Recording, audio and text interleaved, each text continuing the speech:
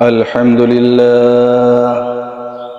لله نستعينه ونستغفره ونعوذ بالله من شرور أنفسنا ومن سيئات أعمالنا من يهده الله فلا مضل له ومن يضلله فلا هادي له وأشهد أن لا إله إلا الله وأن محمدا عبده ورسوله قال الله تعالى في كلامه المجيد وفرقانه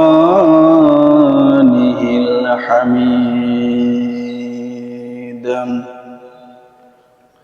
أعوذ بالله من الشيطان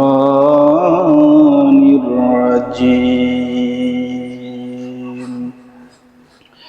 بسم الله الرحمن الرحيم يا أيها الذين آمنوا اتقوا الله وذروا ما بقي من الربا إن كنتم مؤمنين فإن لم تفعلوا فأذنوا بحرب من الله ورسوله وإن تبتم فلكم رؤوس أموالكم لا تظلمون ولا تظلمون সমস্ত প্রশংসা ওই মহান আল্লাহ তাআলার, যিনি আপনাদের সামনে আমাকে দুই একটি কথা বলার জন্য তৌফিক দান করেছেন। সেই জন্য মহান রবের নিকট শুকরিয়া আদায় করি, আলহামদুলিল্লাহ। আল্লাহ পাক রব্বুল আলামিন সূরা বাকারার 278 নম্বর আয়াত 79 নম্বর আয়াতে ইরশাদ করেন, ইয়া আইয়ুহাল্লাযীনা আমানুত্তাকুল্লাহ ওয়া যারু মা বাকিয়া মিনার রিবা ইন কুনতুম মুমিনিন। ইয়া আইয়ুহাল্লাযীনা আমানু, হে ঈমানদারগণ, হে মুমিনগণ, হে বিশ্বাসীগণ, আমানুত্তাকুল্লাহ, তোমরা আল্লাহ তাআলাকে ভয় করো, ভয় করার মতো করো, ভয় যেভাবে করা উচিত সেভাবে ভয় করো।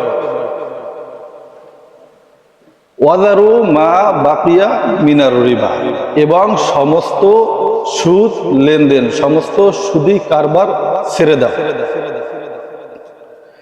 সমস্ত সুদ নেওয়া ছেড়ে দাও, সমস্ত ঘুষ নেওয়া ছেড়ে দাও। ইন কুনতুম মুমিনিন, যদি তোমরা পরিপূর্ণভাবে আল্লাহ তাআলার উপরে ঈমান এনে থাকলে, যদি তোমরা পরিপূর্ণ ঈমানদার হয়ে থাকো, যদি তোমরা পরিপূর্ণ আল্লাহর উপরে বিশ্বাস স্থাপন করো।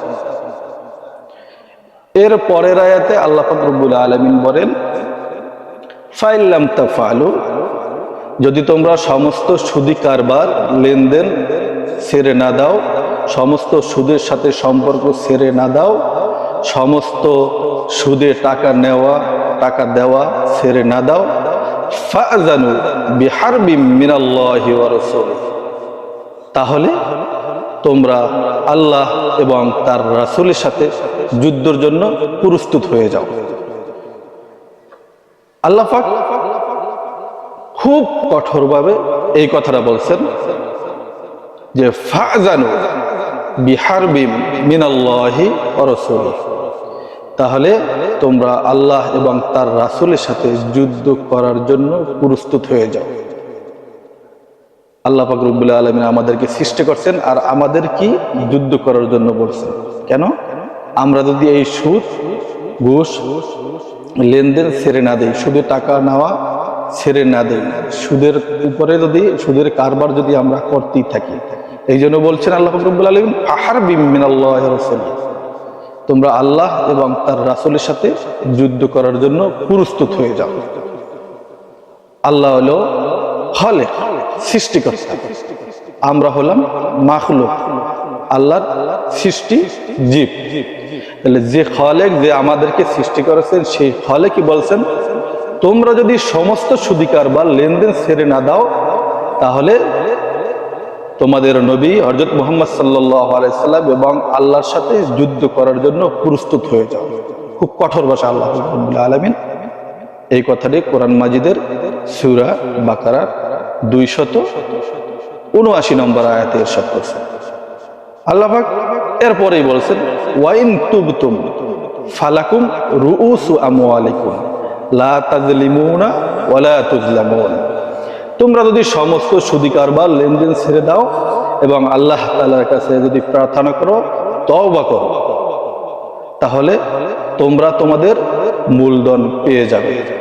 তোমরা কারো প্রতি জুলুম করো না, তাহলে তোমাদের প্রতিও কেউ জুলুম করবে না। আমরা অনেক সময় মনে করি সুদ তো একটা ব্যবসার মতো, সুদ তো লভ্যাংশ, সুদ একটা ইন্টারেস্ট, ব্যাংক থেকে করার সুদে আমরা টাকা নিয়ে আসি, বিভিন্ন কিস্তি থেকে আমরা টাকা উত্তোলন করি করার সুদে। এই সুদে গরিব যারা তারা আরো গরিব হতে থাকে, ধনী যারা আরো ধনী হতে থাকে। এটা একটা জুলুম। এই জন্য আল্লাহ পাক রব্বুল আলামিন সূরা বাকারা 275 নম্বর আয়াতে বলছেন ওয়া আহাল্লাল্লাহুল বাইআ ওয়া হাররামার রিবা। আল্লাহ পাক রব্বুল আলামিন বলেন আমি ব্যবসাকে হালাল করেছি এবং সুদকে হারাম করেছি। ওয়া আহাল্লাহুল বাইআ ওয়া হাররামার রিবা। আল্লাহ পাক রব্বুল আলামিন বলেন আমি ব্যবসাকে হালাল করেছি আর সুদকে হারাম করেছি। আমরা যারা মনে করি টাকা লাগাইয়ে রাখছি এটা আমাদের একটা ব্যবসা, আমরা টাকা ব্যাংকে রেখেছি, এটা থেকে যে লভ্যাংশ আসবে এটা হলো যে আমাদের ব্যবসা। আমরা এটা অনেক সময় মনে করি আমরা ব্যাংকে 5 লাখ টাকা রাখলাম এবং 10 লাখ টাকা রাখলাম, ওখান থেকে যে ইন্টারেস্ট আসবে মাসে মাসে আমরা এই ইন্টারেস্ট দিয়ে খাবার দাবার ভরণ পোষণের সব কিছু দায়িত্ব পালন করব। হ্যাঁ, এটা যদি আমরা মনে করি তাহলে এটা হবে আল্লাহর সাথে সাংঘর্ষিক এবং আল্লাহ এবং তার রাসূলের সাথে যুদ্ধ করার না। তাহলে কি হলো, এই টাকাটা ইন্টারেস্ট হলো, সুদ হলো। এই সুদের টাকা দিয়ে আপনি ভরণ পোষণ করতেছেন, খাবার দাবার খাচ্ছেন, সংসার চালাইতেছেন।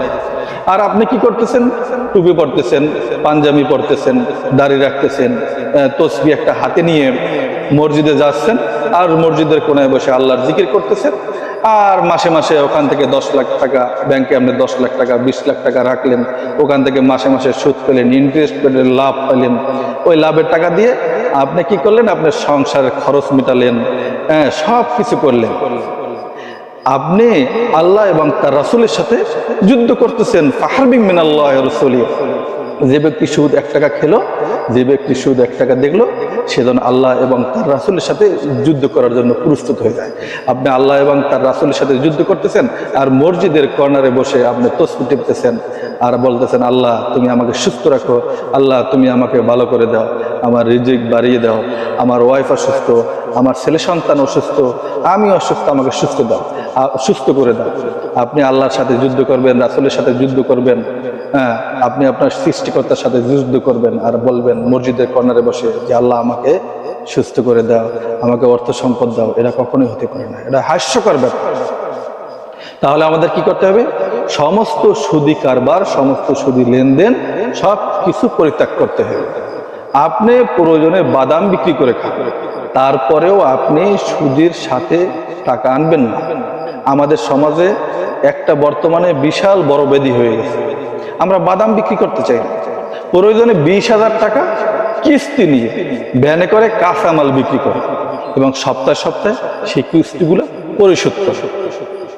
এটা আদৌ কখনো ঠিক নয়। আপনি এই ব্যবসা না করে প্রয়োজনে আপনি 1000 টাকার বাদাম কিনে রাস্তায় রাস্তায় সেই বাদাম বিক্রি করে খান, তবু আপনি আল্লাহ এবং তার রাসূলের সাথে যুদ্ধ করার জন্য যাইয়েন, যুদ্ধ করেন। আল্লাহ এবং তার রাসূলের সাথে যুদ্ধ থেকে ফিরে থাকবেন। আপনি যখন এই যুদ্ধ থেকে, আল্লাহ এবং তার রাসূলের সাথে যুদ্ধ থেকে ফিরে থাকবেন, আল্লাহ পাক রব্বুল আলামিন আপনার ওই বাদাম বিক্রির ভিতরেও বরকত দান করবেন এবং আপনি খুব শান্তিতে আপনার সংসার চালাইতে পারবেন। তাই আমাদের উচিত সমস্ত সুদি কারবার থেকে, সমস্ত সুদি লেনদেন থেকে, সুদ নেওয়া থেকে, সুদ দেওয়া থেকে আমাদের বিরত থাকা উচিত। আমরা যদি আল্লাহ রাব্বুল আলামিনের এই কঠোর বাসা থেকে নিজেকে হেফাজত করতে চাই, অবশ্যই আমাদের সমস্ত সুদি লেনদেন, সুদি কারবার থেকে আমাদের নিজেকে হেফাজত করতে হবে। আর আমাদের প্রতি যদি আল্লাহ এবং তার রাসূল খুশি হয়ে যায়, আল্লাহ রাব্বুল আলামিন আমাদের অল্প সংখ্যক ব্যবসায় রিজিক দান করবেন, বরকত দান করবেন। যখন বরকত দান করবেন, আমাদের চলতে আর কোনো সমস্যা হবে না।